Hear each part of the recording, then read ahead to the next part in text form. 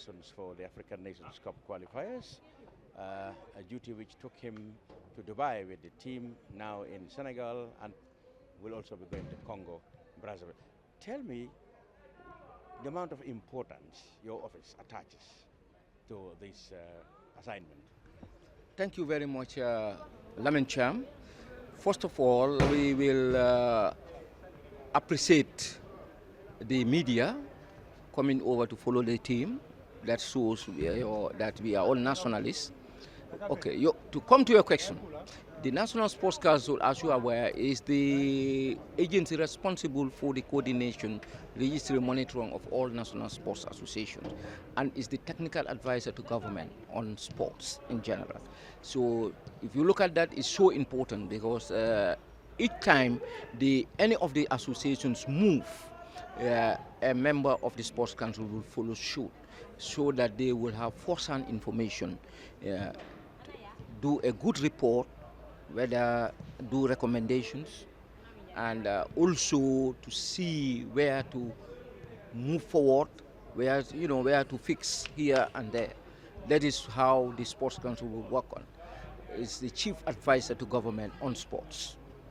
How has been the involvement of the council in the football program that brought us today? Remember, we had a Cup of Nations, and your office too was also involved.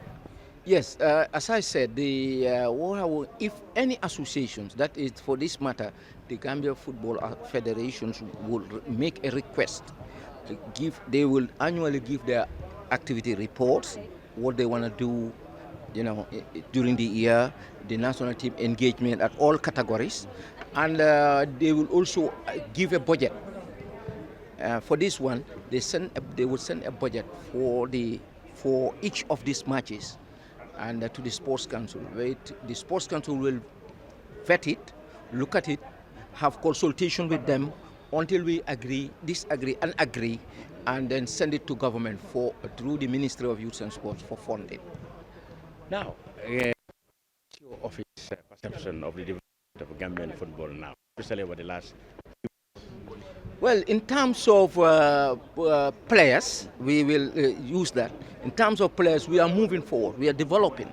If you look at the Gambia has moved over 50 places because we have qualified for the first time on the African Cup of Nations. And now we have qualified, and now we are up to the quarterfinals. There are so many factors that move Gambian football.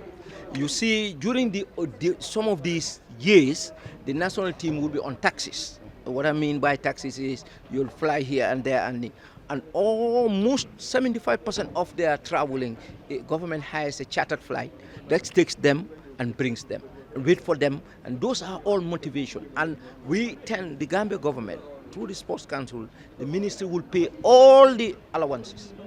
Everything is paid in accordance with the budget approved by the National Sports Council through the Ministry of Youth and Sports. Finally, we are here because our national stadium cannot host CAF and FIFA elite matches for the A-side team. What is the government doing at the moment, as far as you know, in the NSC, about the independent stadium, so that our next feature Cup of Nations, the next one is coming in September, could be done at the stadium? Yeah, for the independent stadium, there is a technical report already done by the various technicians. The costing to ensure that it is up to standard has already been completed. Now it is submitted to government through the Ministry of Youth and Sports, and the Ministry of Youth and Sports is working with the Ministry of Finance to secure that money.